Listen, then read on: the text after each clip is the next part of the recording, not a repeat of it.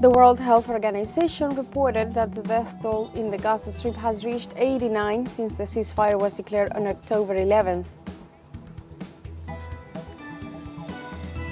Tropical storm Melissa leaves one dead in Haiti as it continues to move slowly across the Caribbean.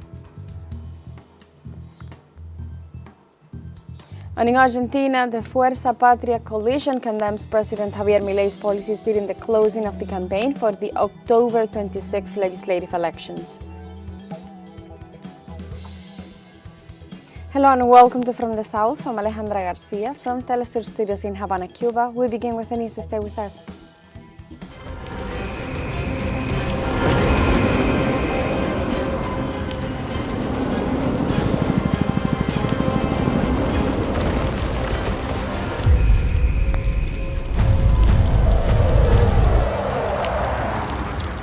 The World Health Organization reported that the death toll in the Gaza Strip has reached 89 since the ceasefire was declared on October 11th.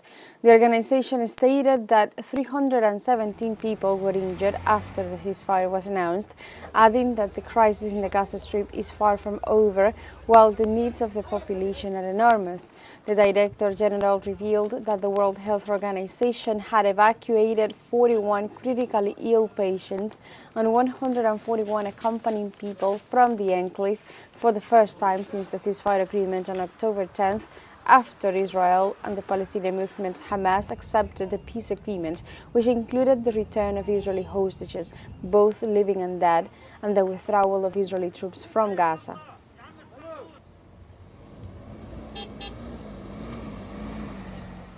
And in this context, a quarter of the population in the Gaza Strip is suffering from hunger due to the Israeli blockade, according to the United Nations Population Fund.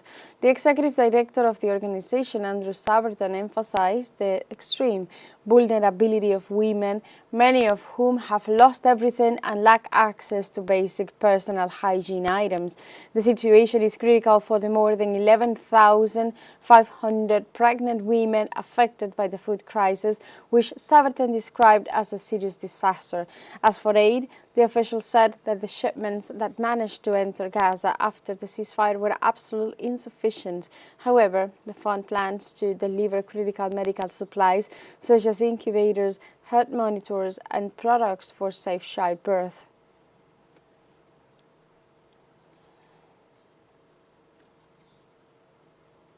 And in other informations, in Lebanon, at least 2 people were killed and several injured after a new series of Israeli bombings against civilian infrastructure in the east of the country in a flagrant violation of the ceasefire agreements by Israel. According to reports from the authorities, the attacks were concentrated in mountainous areas near Mustard and the other west region of Baalbek. The impact of the explosions affected civilian infrastructure, including schools, where several students were injured by glass shards. Officials condemned the actions and called on the international community to take action to stop the aggression. It is important to note that in recent weeks, Israel has continued to launch offensive on Lebanese territory, arguing that the targets are vehicles or warehouses allegedly used by the Lebanese resistance movement Hezbollah.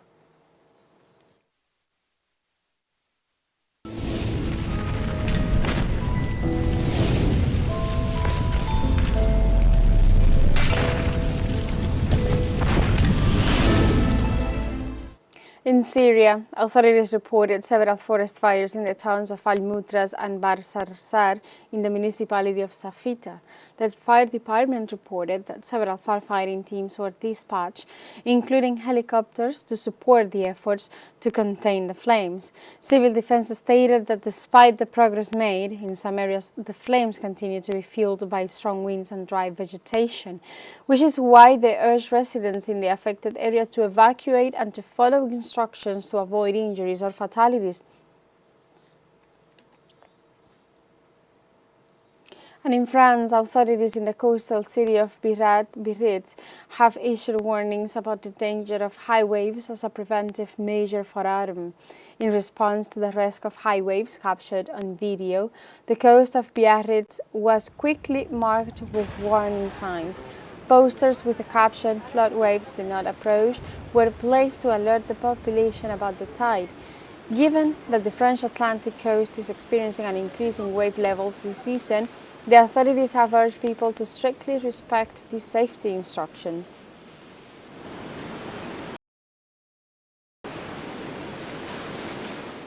And also to stay on topic on weather phenomena, tropical storm Melissa moved slowly across the Caribbean Sea, increasing the risk of landslides and flooding. In the coastal city of Marigot, in the southern Haiti, civil protection officials reported that the storm caused a tree to fall, killing an elderly man, while in the central region of Artibonite, 5 people were injured during the flooding. Elsewhere, Jamaican authorities announced that 881 shelters will be set up, while ordering the temporary closure of businesses and also government agencies. Melissa is the 13th named storm of the Atlantic hurricane season and the first storm to form in the Caribbean this year.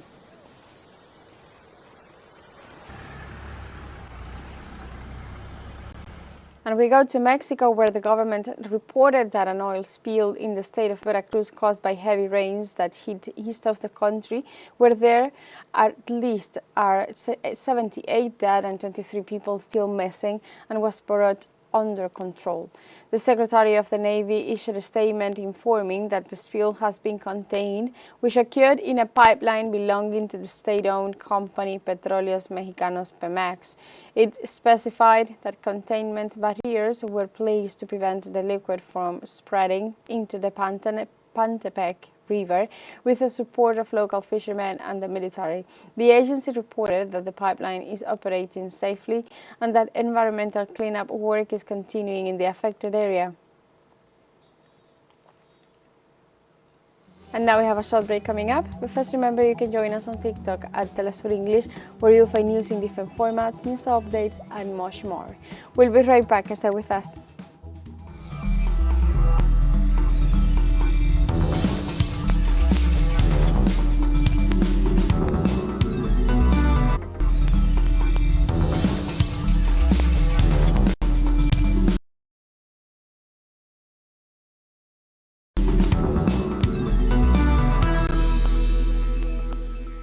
Welcome back to From the South. We go to Venezuela. The fugitive from Venezuelan justice, Leopoldo Lopez, supported publicly a military intervention by the United States in Venezuela as the only way to bring about regime change in the Bolivarian nation. During an interview granted to the EFE agency, Lopez said that the current actions in the Caribbean must be extended to Venezuelan territory and also suggested the possibility of an internal uprising. The remarks revive a violent narrative that has served as justification for U.S. sanctions that have also affected the Venezuelan people's access to food, medicines and essential goods over the last decade. The statements coincide with Washington's growing hostility against Caracas with a justification of a supposed fight against drug trafficking in the region, an argument used in the past to justify military operations.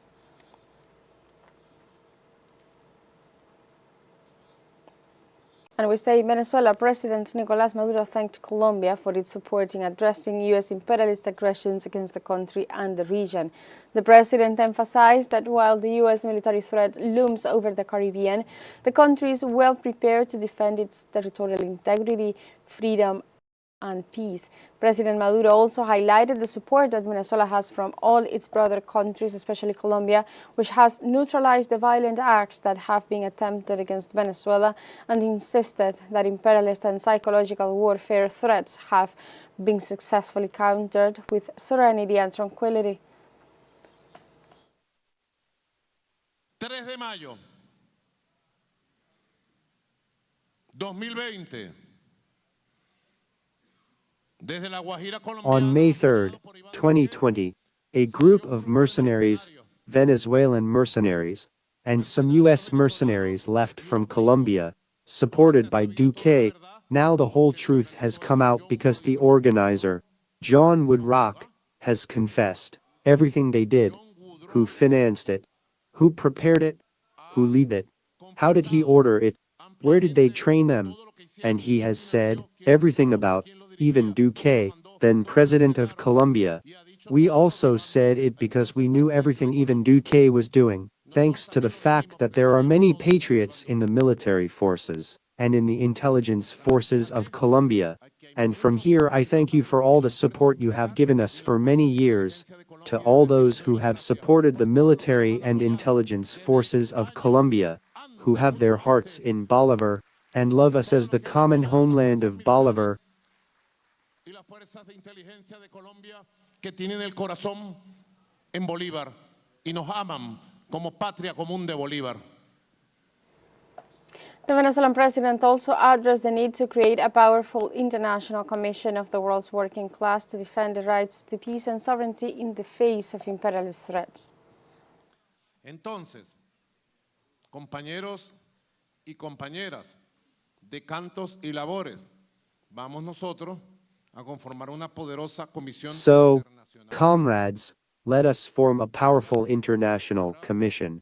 Right now, later at 6 o'clock, I want to know the names of that international commission, and that we appoint a comrade to get the skates on, because we need to activate a Congress of the Latin American, Caribbean Working Class Congress with guests from all over the world, very soon to coordinate actions with the working class of our America and the world.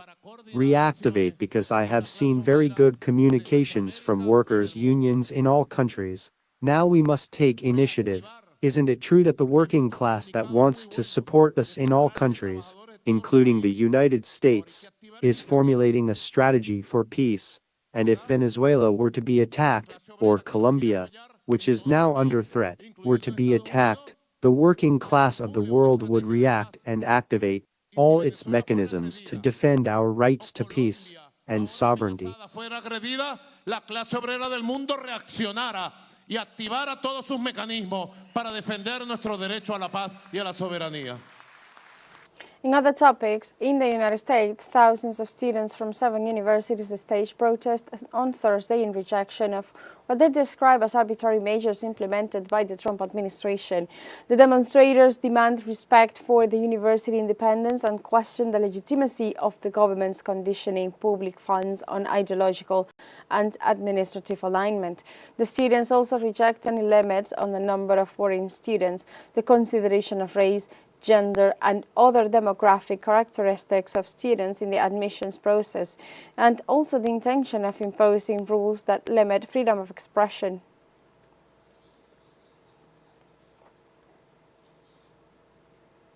Also on Thursday, hundreds of people in the United States took to the streets of San Francisco to protest against immigration raids and the escalation in the enforcement of immigration laws. The protesters sang anthems and carried signs with direct messages such as "Protect our neighbors" and "No ICE or troops in the Bay," in reference to immigration and customs enforcement ICE. The protest stands out in a context of growing tensions as customs and border protection agents arrived in the region as part of the intensification of operations and escalation in the enforcement of immigration laws, coupled with President Donald Trump's threats to send the National Guard to the city under the pretext of controlling crime.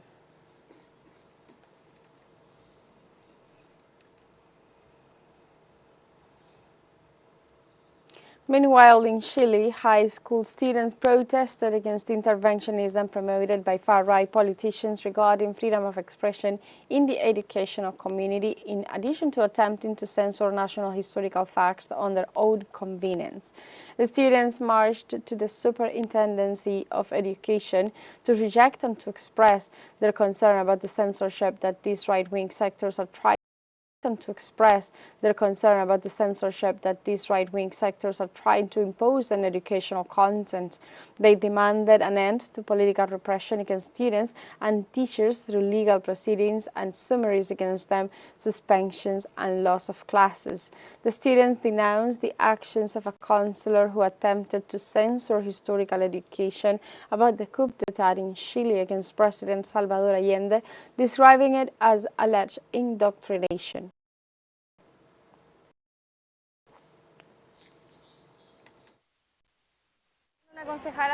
Statement by a Republican councilwoman from the municipal council in which she claimed that our school and our principal were receiving threats from teachers and that they were ultra-left indoctrination and our school had been targeted for an activity to commemorating the coup d'etat. a fact that was the coup d'etat and that led to a dictatorship in our country, and that is a reality. So it is not possible that the people who are supposed to be educating us, teaching us, and training us are also denying things that actually happened in our country. And now we go to Guatemala. Social movements, farmers, and spiritual leaders expressed their support for international jurist and lawyer Ramon Cadenas after he was persecuted for supporting university protests. The protesters expressed their rejection of the criminalization of attorney Cadenas after he spoke out against electoral fraud in the elections for rector of the University of San Carlos de Guatemala and supported the university struggles of the students. They also supported all political prisoners and condemned delays in the trial of human rights defenders. Lawyer Ramon Cadenas is accused of alleged crimes including aggravated usurpation, continuous damage to cultural property, sedition, and illegal association. And now we have a second solo break coming up. Before we invite you to visit our Facebook page at teleSUR English, there you'll be able to watch our top stories, special live coverage, and much more. Follow our page and activate the notification button to stay up to date on the world's most recent events. Fun a solo break, but we'll be right back.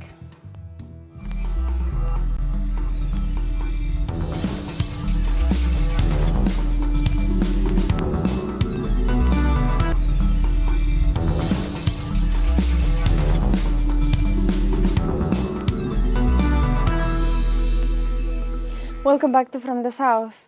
In Argentina, the Fuerza Patria coalition denounced the negative impact of President Javier Milei's policies on the stability of the population during the closing of the electoral campaign. The governor of Buenos Aires, Axel Kicillof, appeared in a photo of unity to show his support for the leading candidate, Jorge Tayana.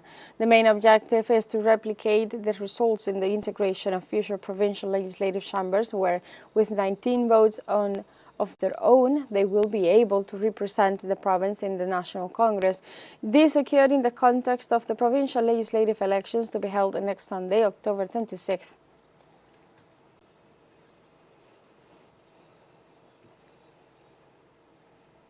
In other news, in Honduras, different social sectors denounced the incitement to hatred by members of the Liberal Party together with its presidential candidate Salvador Nasrallah after burning a flag of the governing party Freedom and Refoundation. This act was described as an instigation to hatred, violence and despair, and demand authorities take action against the responsible. Former President Manuel Zelaya rejected the coup-like and oligarchic actions of Deputy Salvador Nasrallah in his hatred of what he described as the historical resistance of democracy in the region. Members of the Freedom and Refoundation Party emphasized that they will remain firm in their democratic and pacifist vocation to bring the message of love, hope and refoundation to every corner of the country. During the event, presidential candidates shared their ideas and proposals in an open and direct manner ahead of the general elections on November 30th, 2025 through a debate. During her participation, presidential candidate Trixie Moncada assured that the country is no longer a narco state and reaffirmed that she will continue with the refounding. The objective of this debate was for citizens to learn firsthand about the candidates' proposals and solutions together with analysis that seek to continue improving the country's political, economic and commercial outlook.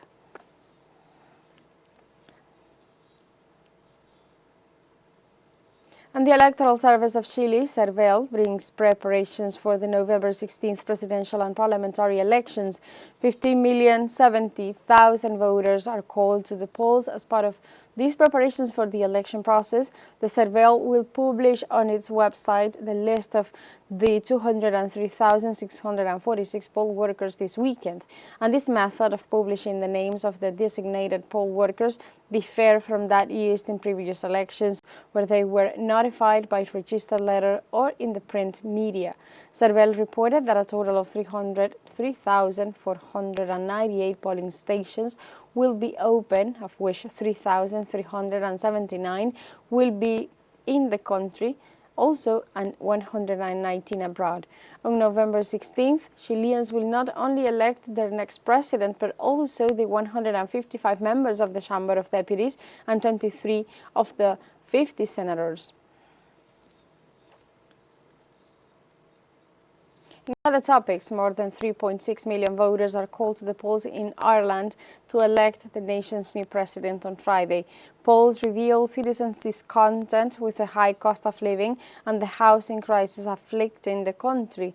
The study also indicates that Catherine Connolly, representative of the progressive groups in the DAEL, has the highest voting intention, although the sectors of society consider her too radical, while Heather Humphreys of the Conservative Fine Gael party stands out for her political experience and public office.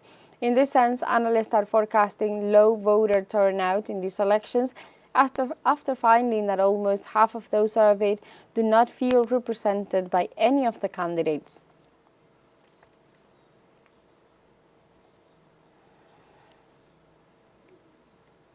Meanwhile, Japan's new Prime Minister Takaishi Sanae stated during her first speech that there will be an improvement in security and military strategy as tensions with China, North Korea and Russia increase. According to Takaishi, her government will aim to accelerate annual military spending to 2% of gross domestic product by next March instead of 2027 as previously planned.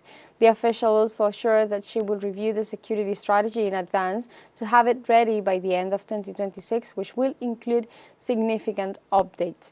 Takaishi took office as Prime Minister on Tuesday, October 21st, ending month of political vacuum marked by power struggles within her party and consecutive electoral defeats. And like this, we have come to the end of this news brief. Remember, you can find these and many other stories on our website at telesurenglish.net. Also, we invite you to join us on social media. We are on Facebook, X, Instagram, Telegram, and TikTok as well. For Telesur English, I'm Alejandra Garcia. Thank you for watching.